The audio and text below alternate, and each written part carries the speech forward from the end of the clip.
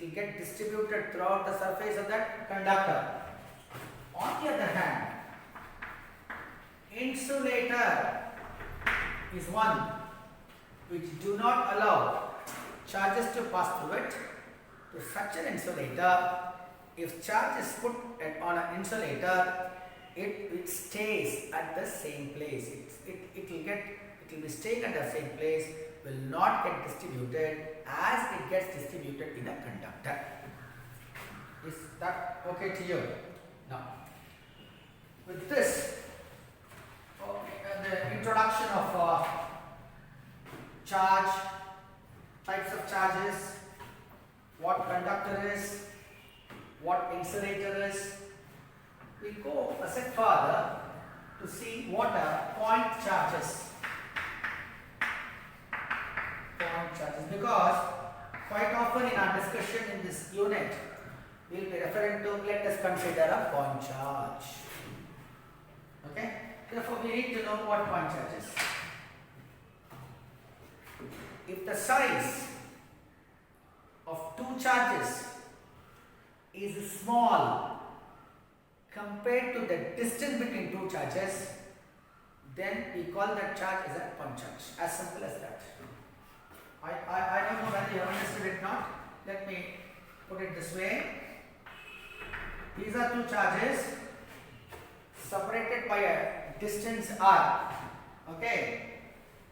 If the size of these charges is less than the distance between two charges, or size of this charge is less than distance between the charge and a point P, then such charges I call it as point charges or a point charge.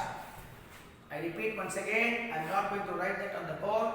I will repeat, you please make a note of it.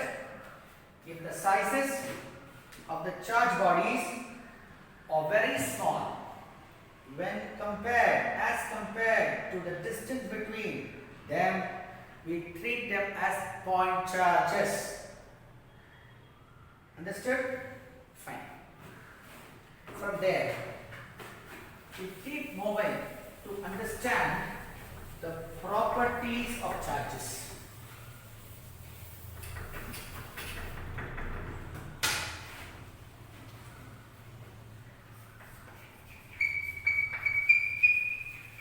Properties of charges.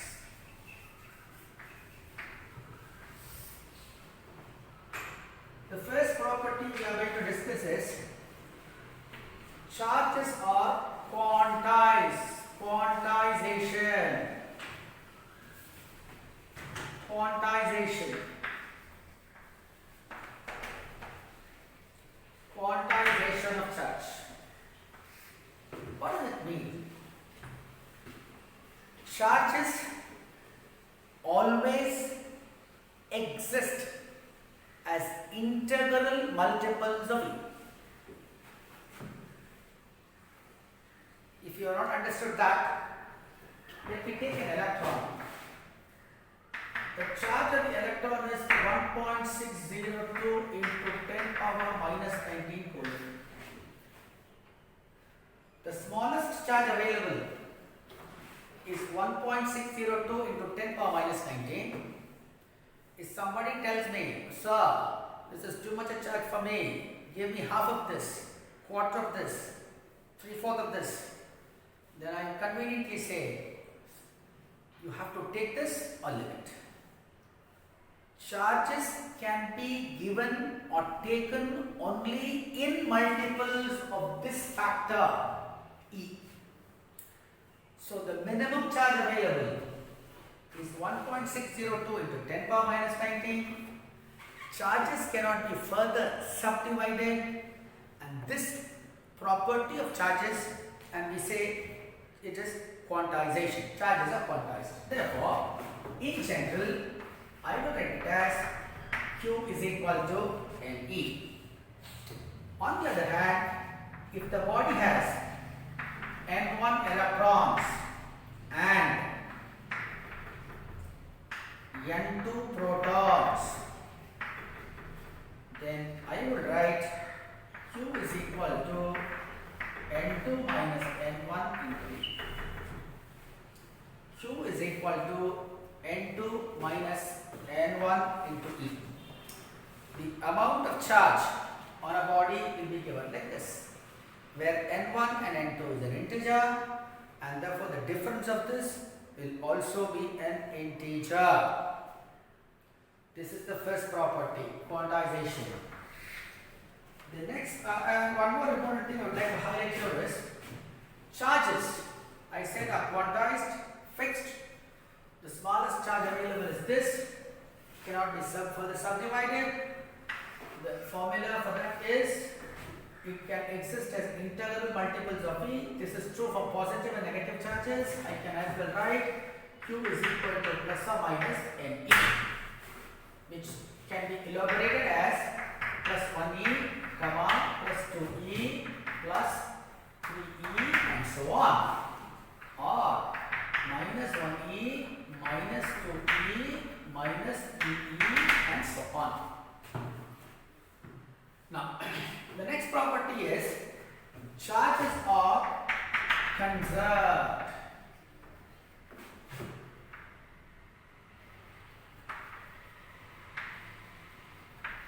Charges are conserved.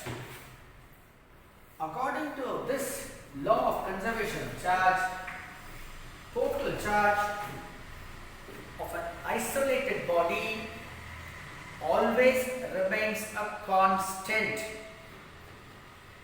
Total charge of an isolated body always remains a constant. Charges can be neither created nor destroyed, however, can be transferred from one body to another. I suppose you have understood this point. I will repeat once again if you have not put it down, please. According to this law, the total charge in an isolated system or a body always remains a constant. It is not possible to create or destroy a charge of an isolated system. However, charge can be transferred from one body to another. Charge particles can be created and destroyed. Please note, you don't get confused. I told you charge cannot be created. Now I am telling charge particles can be created and destroyed. I will give an example for that. Shall I write this off?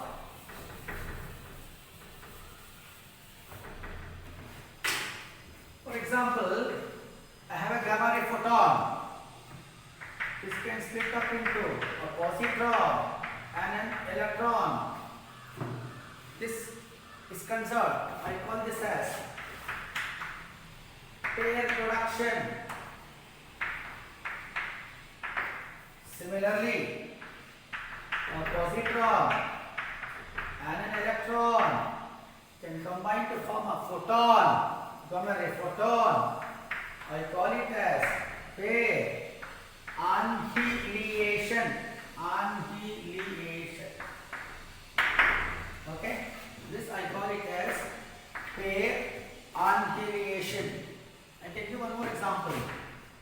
A neutron splits up into a proton and electron. Total charge is 0 before and after. The total charge is 0, the total charge is 0 as well here. And therefore we say charges are conserved. The third property is additivity of charges. Additivity of charges. What does it mean? You add numbers 2 plus 3, 5, 4 plus 2, 6, minus 4 plus 2, minus 2, minus 5 plus 1, minus 4. How you add this algebraically? Exactly in the same way, charges can be algebraically added. The only important thing is, when you add charges algebraically, the sign of the charge needs to be taken into account. As simple as that. Charges can be added algebraically, when you add charges, their sign, positive or negative, has to be taken into account. Okay? These are a few things I thought I need to tell you before I step into our syllabus, which starts with Coulomb's inverse square law. I'll drop this off and step into our first topic for discussion, Coulomb's inverse square law.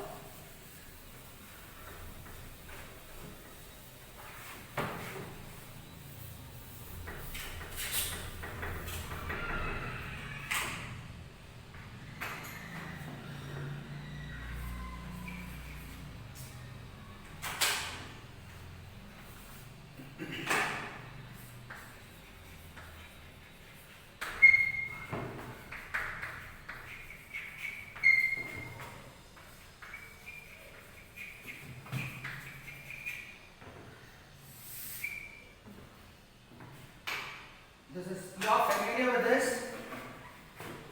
We consider two charges, point charges, Q1 and Q2, separated by distance r, placed in free space.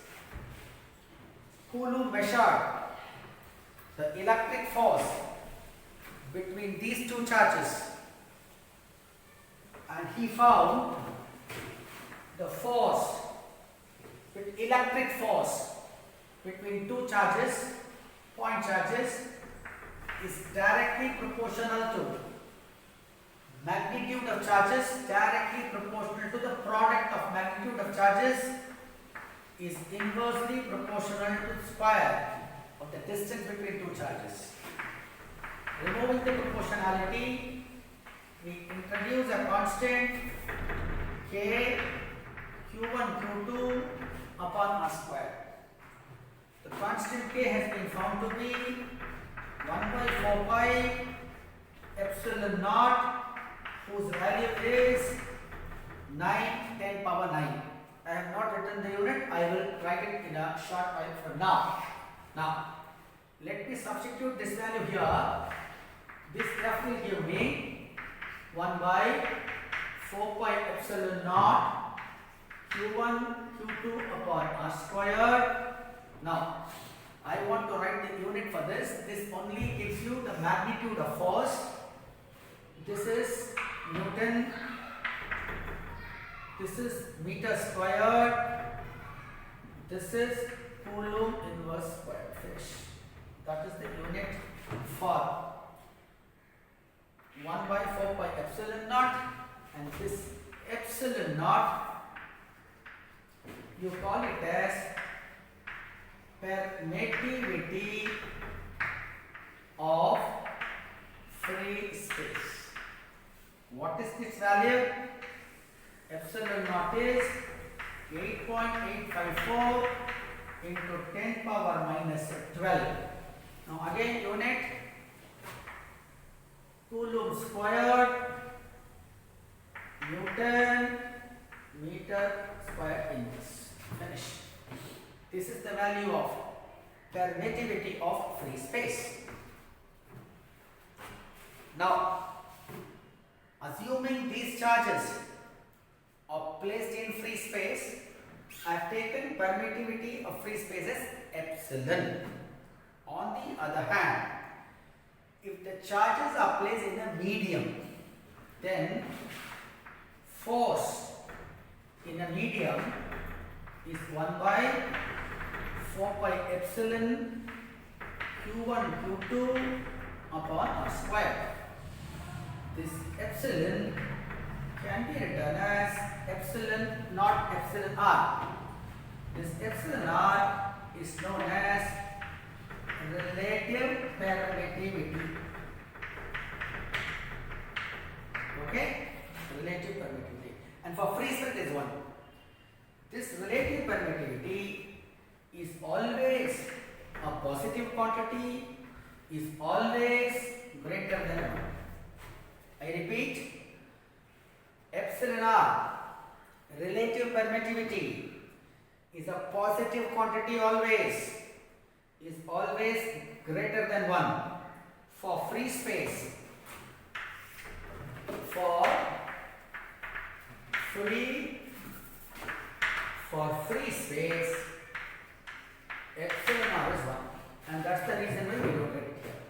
Now, from this, epsilon r is epsilon upon epsilon naught. You can define relative permittivity as the ratio of permittivity of a medium to permittivity of free space. This is very, very fundamental, which we have already discussed in class. Okay, now I will make one more thing clear here. In the place of epsilon, I can substitute this. Fm is equal to 1 by 4 pi epsilon naught epsilon r q1 q2 upon r squared. Now,